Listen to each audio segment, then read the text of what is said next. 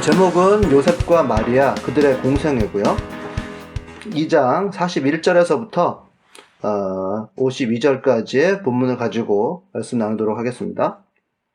한번 읽어드리도록 하겠습니다. 예수의 부모는 해마다 6월절에는 예루살렘에 갔다. 예수가 12살이 되는 해에도 그들은 절기 관습을 따라 6월절을 지키러 올라갔다. 그런데 그들이 절기를 마치고 돌아올 때에 소년 예수는 예루살렘에 그대로 머물러 있었는데 그의 부모는 이것을 모르고 일행 가운데 있으려니 하고 하루 길을 간 다음에 비로소 그들의 친척들과 친지들 가운데서 그를 찾다가 찾지 못하였으므로 그들은 그를 찾으려고 예루살렘으로 되돌아갔다. 사흘 뒤에야 그들은 성전에서 예수를 찾았는데 그는 선생들 가운데 앉아서 그들의 말을 듣기도 하고 그들에게 묻기도 하고 있었다. 그의 말을 듣고 있는 사람들은 모두 그의 슬기와 대답에 경탄하였다. 그의 부모는 예수를 보고 놀랐다. 어머니가 예수에게 얘야 이게 무슨 일이냐? 내 아버지와 내가 너를 찾느라고 얼마나 애를 태웠는지 모른다 하고 말하였다. 예수가 부모에게 말하기를 어찌하여 나를 찾으셨습니까? 내가 내 아버지의 집에 있어야 할 줄을 알지 못하셨습니까? 하였다. 그러나 부모는 예수가 자기들에게 한 그 말이 무슨 뜻인지를 깨닫지 못하였다. 예수는 부모와 함께 내려가 나사렛에 돌아와서 부모에게 순종하면서 지냈다. 예수의 어머니는 이 모든 일을 마음에 간직하였다. 예수는 지혜와 키가 자라며 하나님과 사람에게 더욱 사랑을 받았다. 우리가 지난 시간에 이어서 결국 우리가 이 세상의 어려움에 어떻게 기쁨으로 참여할 것인가 라는 부분에서 조금 더 포커스를 좁히면 결국 우리들이 자녀를 양육하는 과정 가운데 있는 분들이 대부분이신데 우리가 어떻게 하면 아이를 잘 키울 수 있을 건가 하는 문제는 이 세상을 바라보면 알 수 있죠. 우리 유아 정인이 이 사건이 굉장히 큰 이슈가 되었는데요. 적지 않게 충격을 받았지만 그런 일은 너무나도 많이 있다는 거를 여러분 기억을 더듬어 보시면 아실 거예요.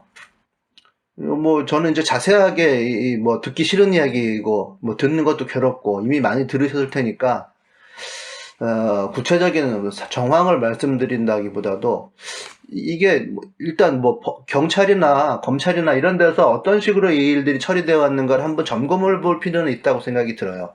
그게 우리의 수준이니까, 이 사회의 수준이니까, 그리고 우리 자녀들이 살아가게 될 사회니까 이제 그렇습니다. 이게 2월 3일에 이제 입양을 한 건데요. 작년이죠. 작년 한 해 동안 딱 벌어진 일이에요.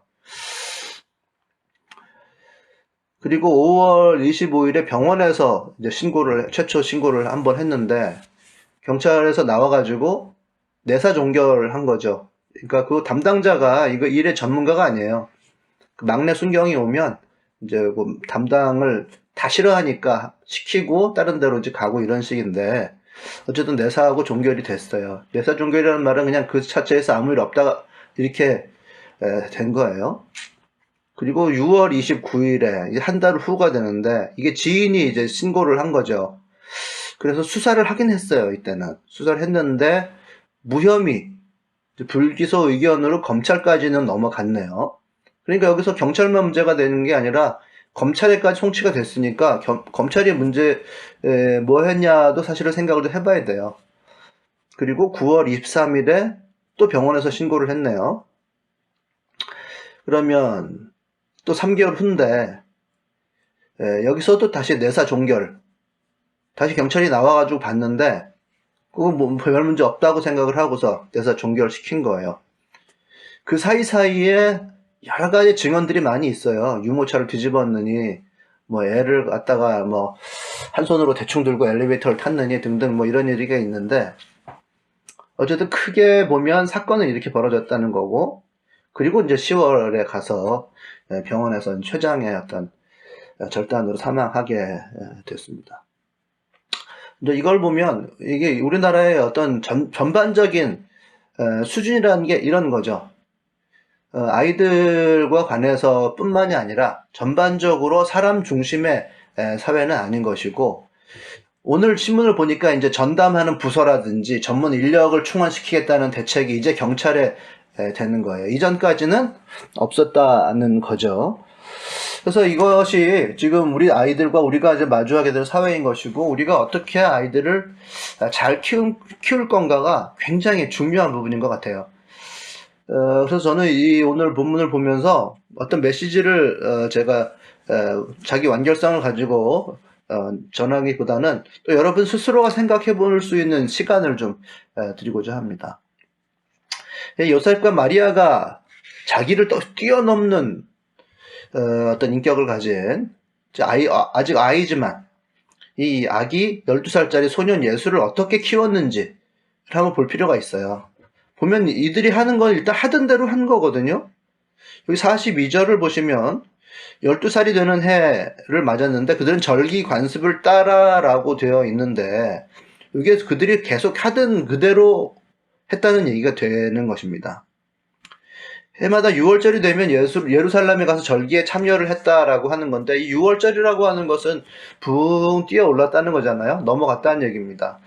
애굽에서 출애굽하기 이전에 애굽의 모든 장자들이 죽임을 당했는데, 이스라엘 사람들은 들어가는 문의 설주에 기둥에 피를 발라놓고 여기는 이미 누군가가 죽었다라고 사인을 보내면 죽음의 천사가 뛰어넘었다라고 해서 패스오버 했다 해서 6월절이에요.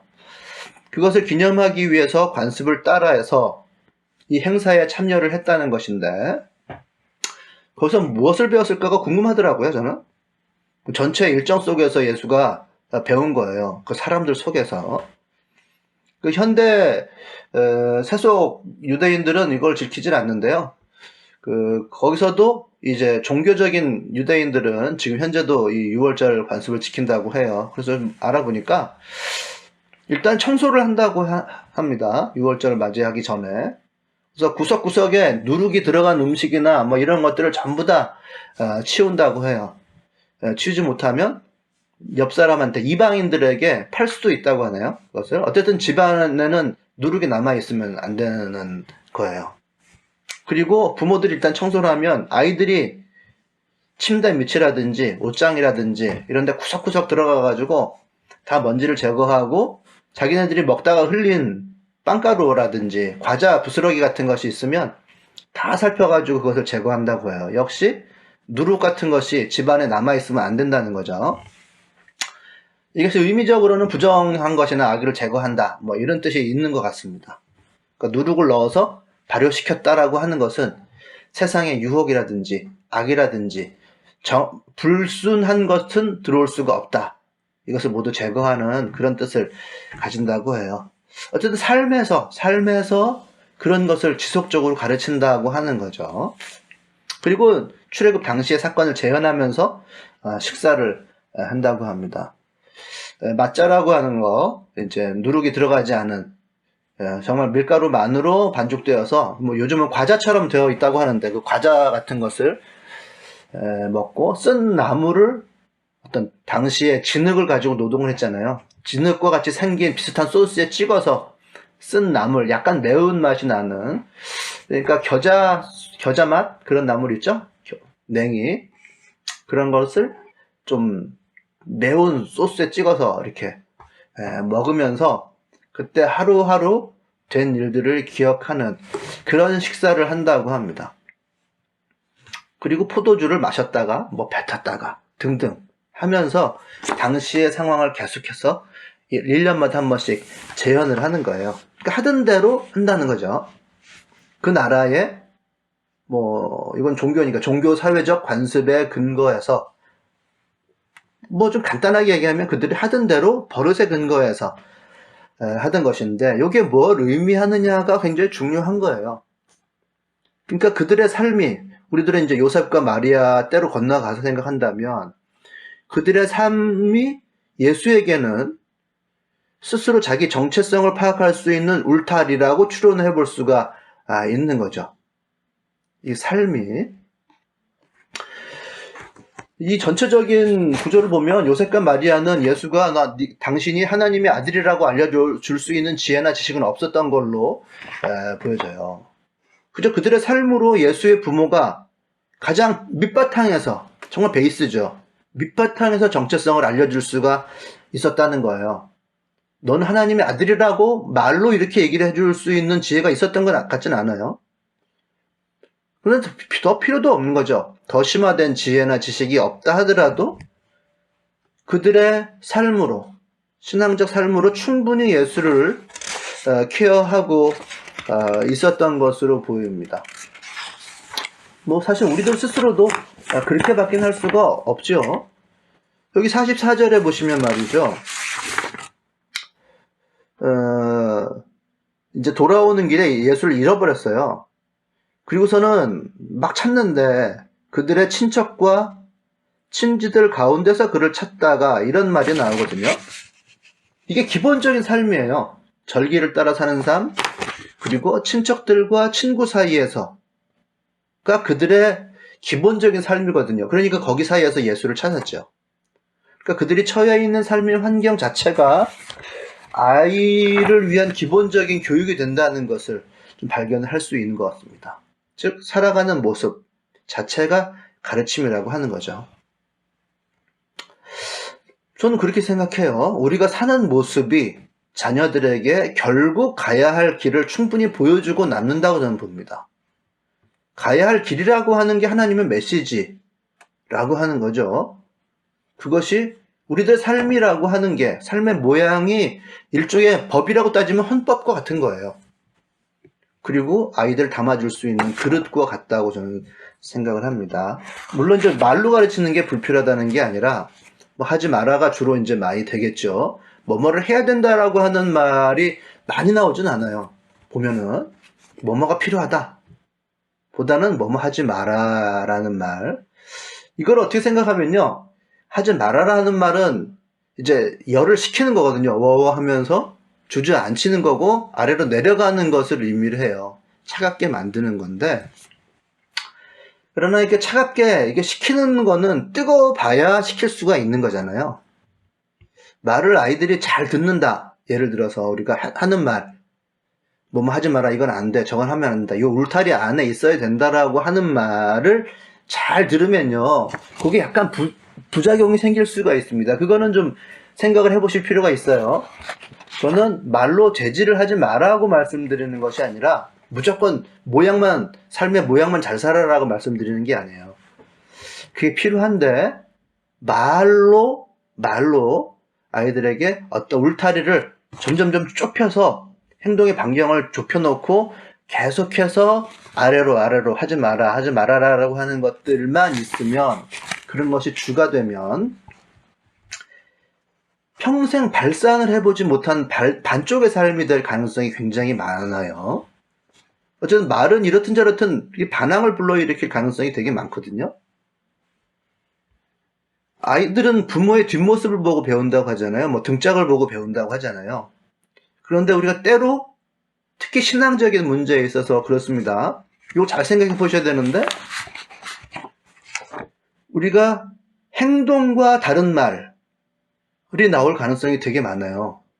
말은 올바른 말을 하지만 삶이 다른다든지, 또 우리가 신앙적인 삶을 살고 있지만 말은 또 너는 이래가지고서 이거 먹고 살기 힘드니까 약간의 편법과 같은 말을 할 때가 있어요.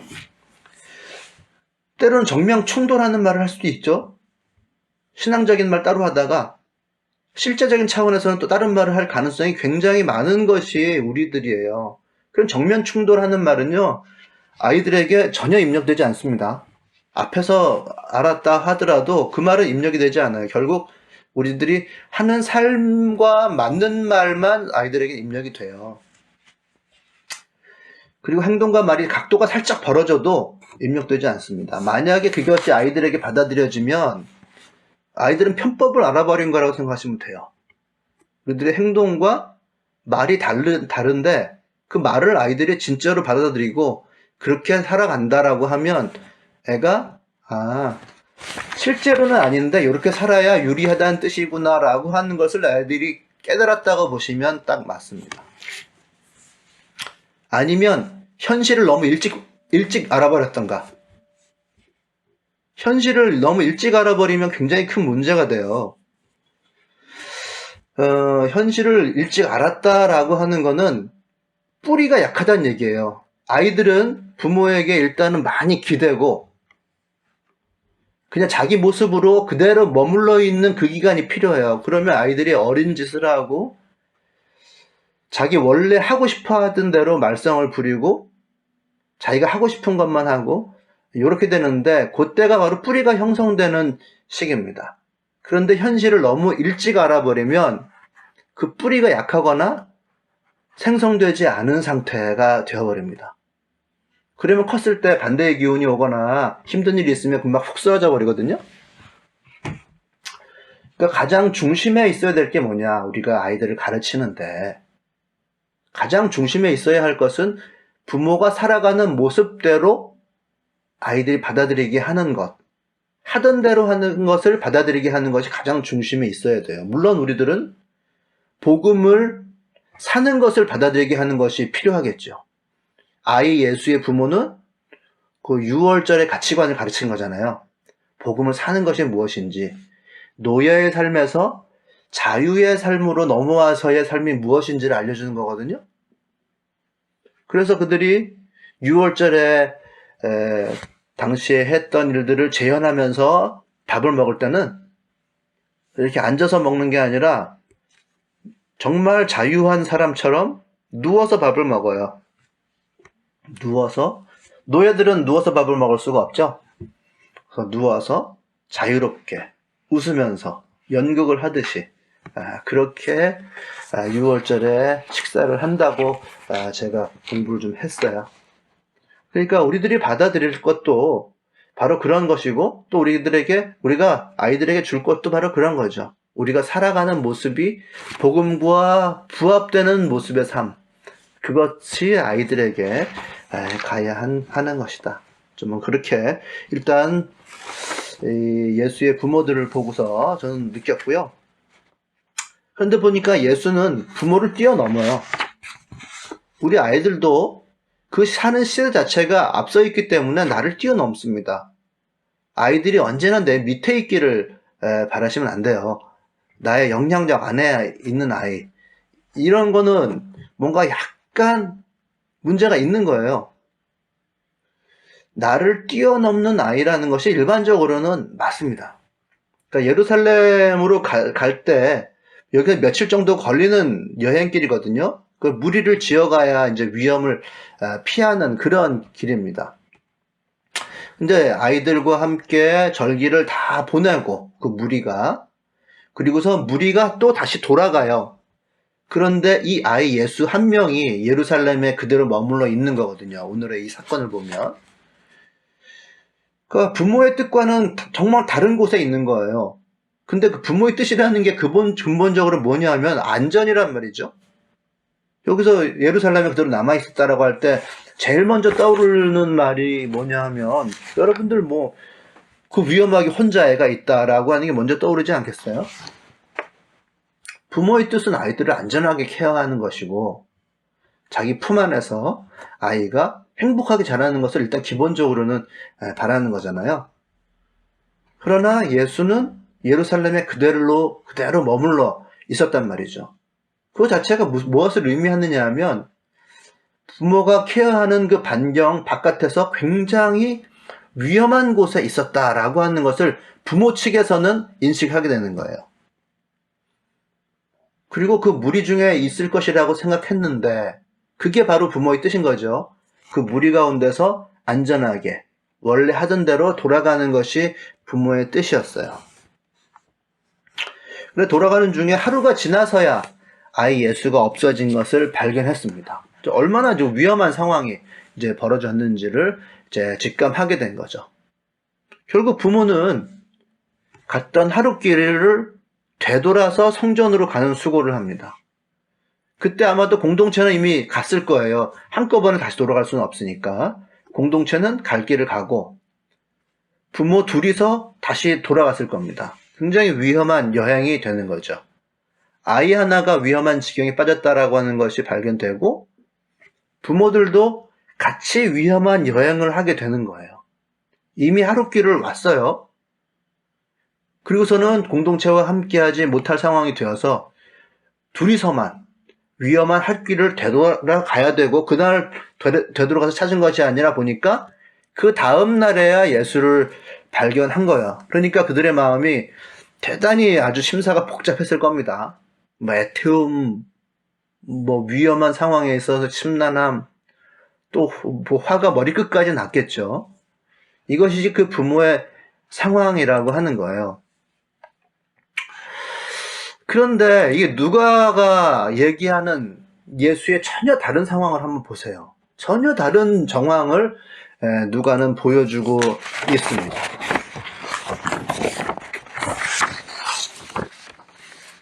어, 46절에서부터 잠깐만 좀 읽어드리면요. 사흘 뒤에야 성전에서 예수를 찾았는데 이때까지는 이제 예수의 부모 둘이서 위험한 길을 다시 되돌아왔고 아주 심사는 아주 뒤틀려 있겠죠. 어떡하나 했을 것이고 화는 또 머리 끝까지 났을 거예요. 그런데 그들은 성전에서 예수를 찾았는데 그는 선생들 가운데서 그들의 말을 듣기도 하고 그들에게 묻기도 하고 있었다.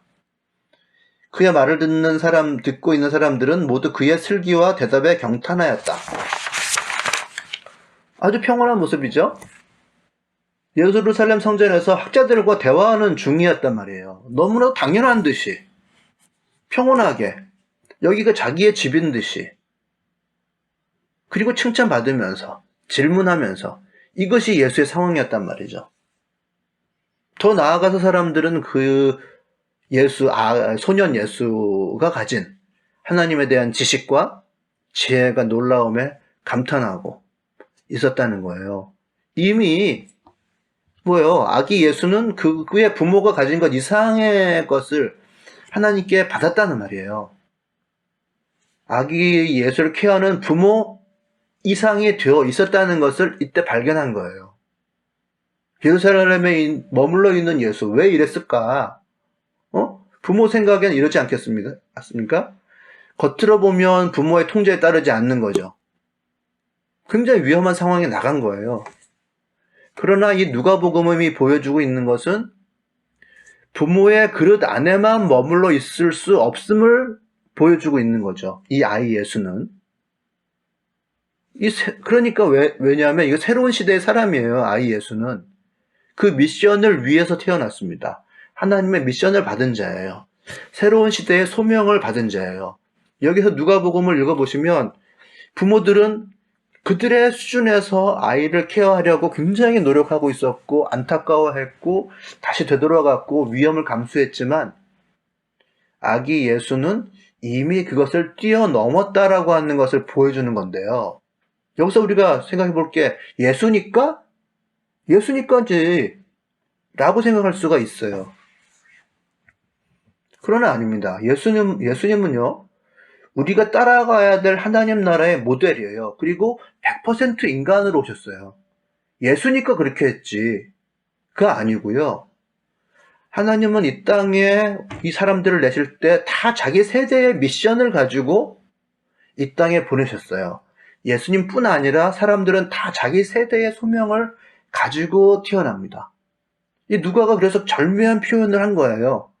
없어진 아이 예수를 이 부모들은 그들의 친척과 친구들 사이에서 찾으려고 했습니다. 부모의 눈높이예요, 그게. 그들의 시대에서 예수를 찾고 있어요. 그러나 예수는 성전에 있었고 선생들 가운데 앉아서 그들의 말을 듣기도 하고 그들에게 묻기도 하고 있었단 말이죠. 새로운 시대의 사람이라고 하는 것을 보여주고 있어요. 그러니까 부모의 다음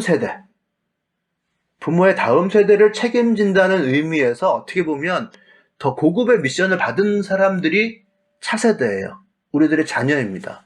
더 고난이의 미션을 받은 사람이라는 뜻이란 말이죠. 더 하나님 곁으로 가까이 가야서 더욱더 자세하게 하나님의 생각을 들어야만 하는 사람들이 우리들의 자녀입니다. 하나님의 미션을 더 이해해야만 하는 세대가 바로 차세대예요. 더 까다로운 미션이 그들에게 있기 때문에 그들은 더욱더 하나님 곁으로 가서 자세하게 하나님의 뜻을 알고 실천해야만 사람들이 바로 우리들의 자녀라는 말이죠. 저는 3대째 크리스찬 집안에서 살고 있어요. 저는 그게 대단히 중요한 의미라고는 생각하지 않고 사는 것이 사실이에요. 저희 아버님, 그 할아버지 때에 이르기까지 3대가 그렇게 크리스찬으로 살아가고 있습니다.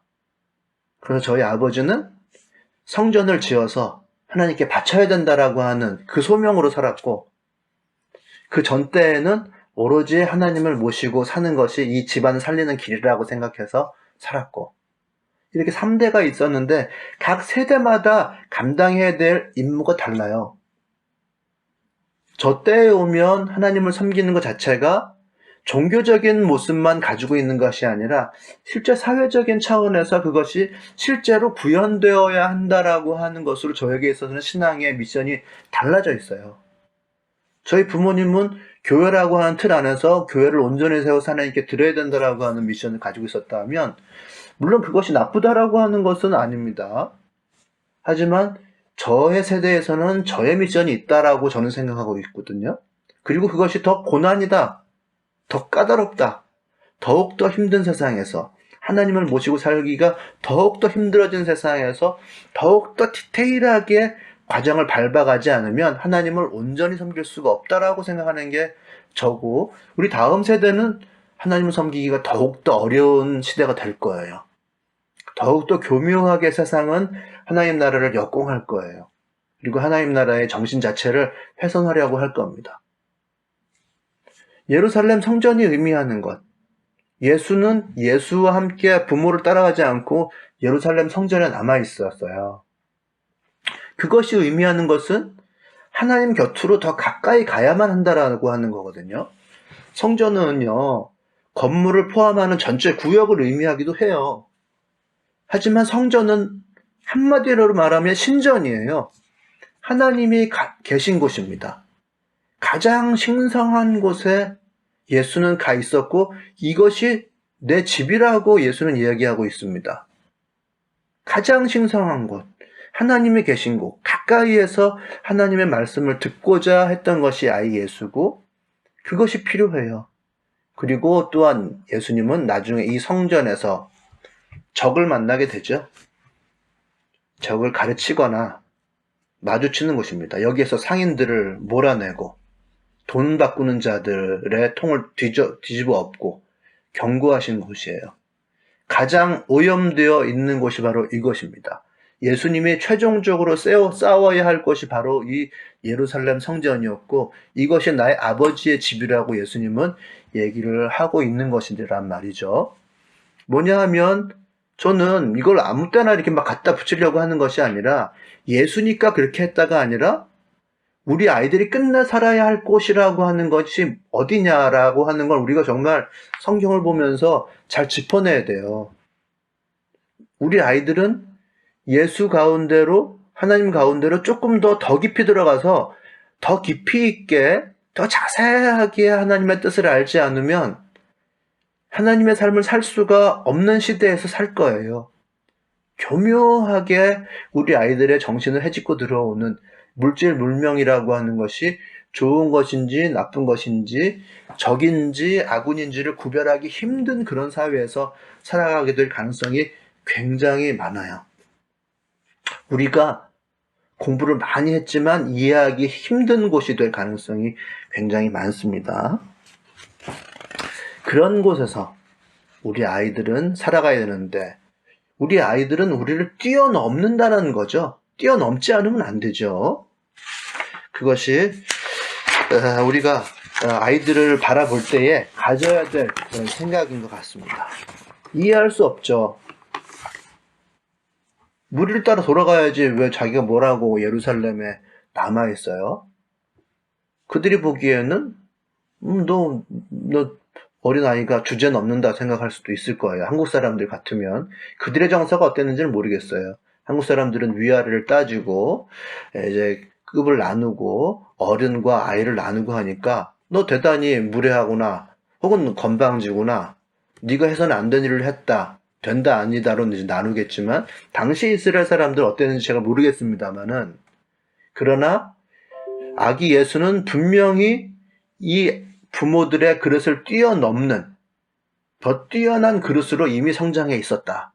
그리고 그거 성장의 목표는 하나님에게로 더 가까이 가는 것이었다라고 하는 것을 저는 분명히 발견할 수 있었고, 우리들이 아이들을 대할 때도 어떻게 하면 예수님 곁으로 조금 더 가까이 가게 할 것인지, 분별이 어려운 세대에서 하나님의 뜻을 조금 더 깊이 있게 가치관뿐만이 아니라 실제적인 차원에서도 분별할 수 있게 해줄 것인지가 정말 중요한 과제라고 생각해요. 그래서 우리가 공부를 하는 거죠. 그리고 이 세상에 맞춰 싸우기도 하는 거고, 그리고 아이들이 성장하는 모습을 보고 성장하는에 따라서 중요한 것은 아이들은 우리 곁을 조금씩 떠나갑니다. 아이들이 조금씩 떠나간다는 말을 저 같으면 여러분들이 주로 이제 키우시는 그 연령대에서는 잘 이해가 안 됐던 것 같아요. 제가 그때는. 근데 조금씩 멀어지고 어느 순간 되면 딱 말을 안 듣기 시작하는 어떤 그런 순간이 이제 오는데, 그게 이제 얼마 남지가 않았어요.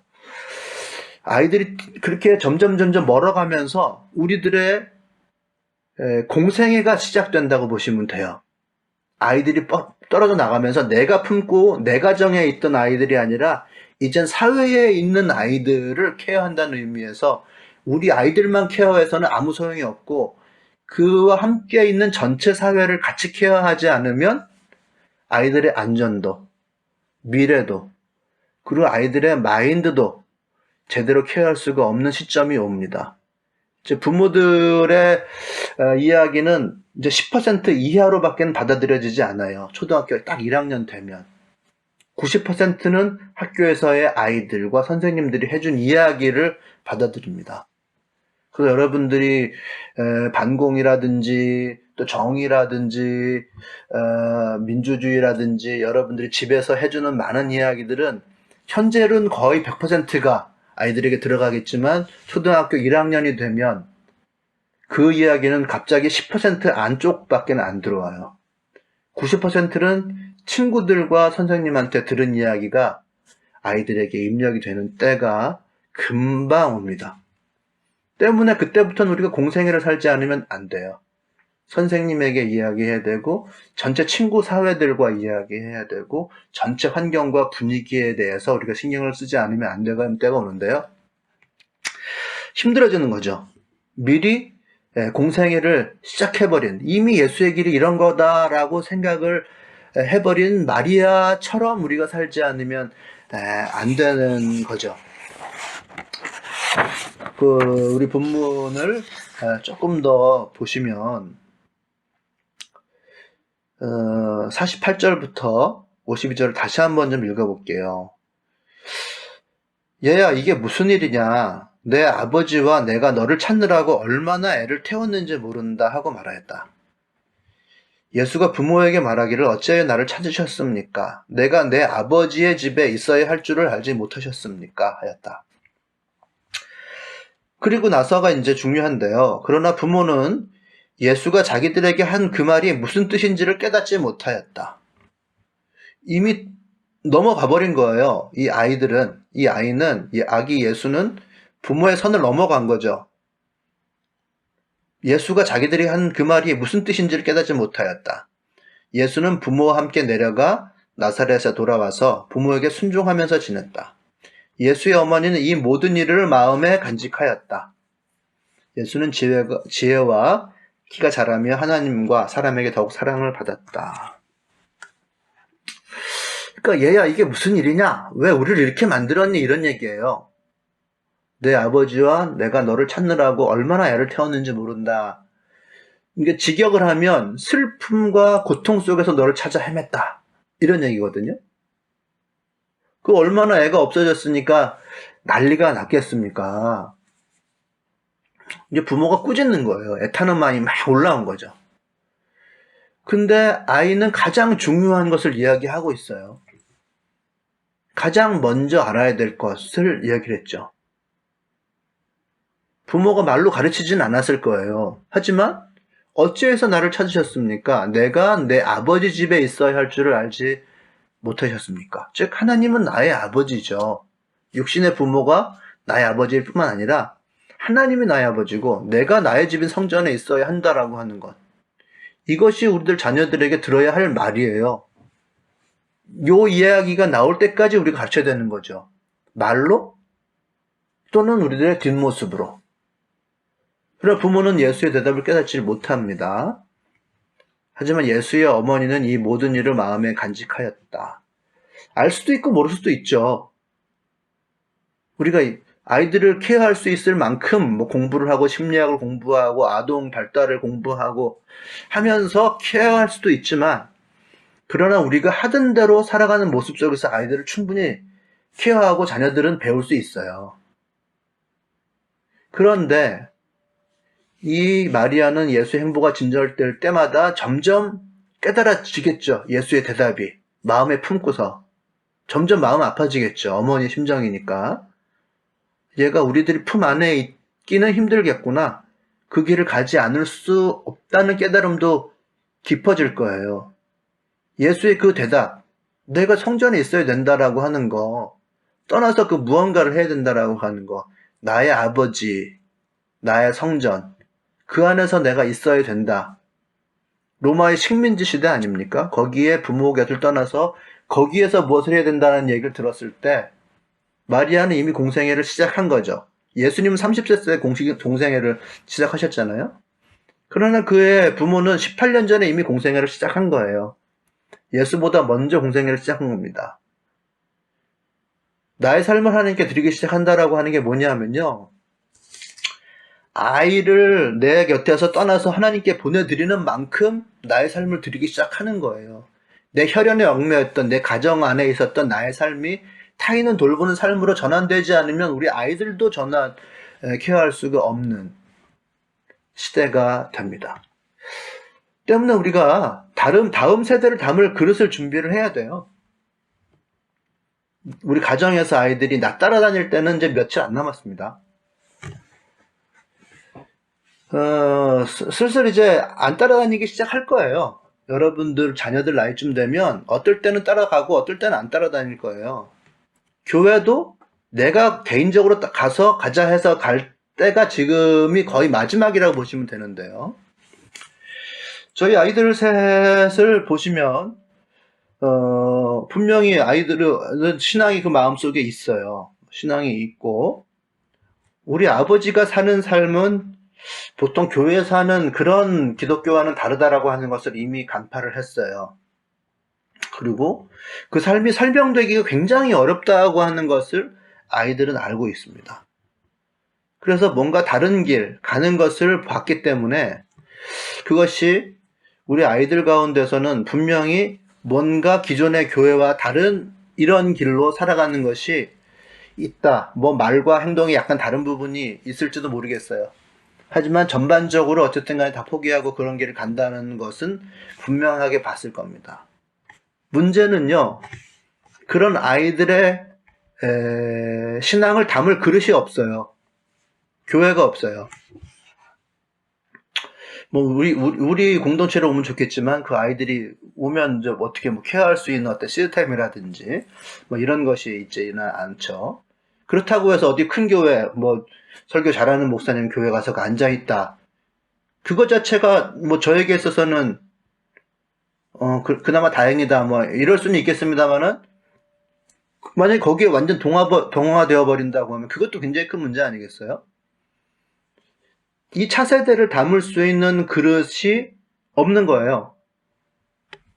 딱 맞는 나와 같은 삶이 차세대에게 전수되기 위해서 이끌어질 수 있는 그런 그릇이 마땅치가 않은 거죠. 저는 우리 자녀들을 바라보면서 우리 자교로부터 쭉 보면서 얘네들을 담을 수 있는 그릇이 교회에 있나?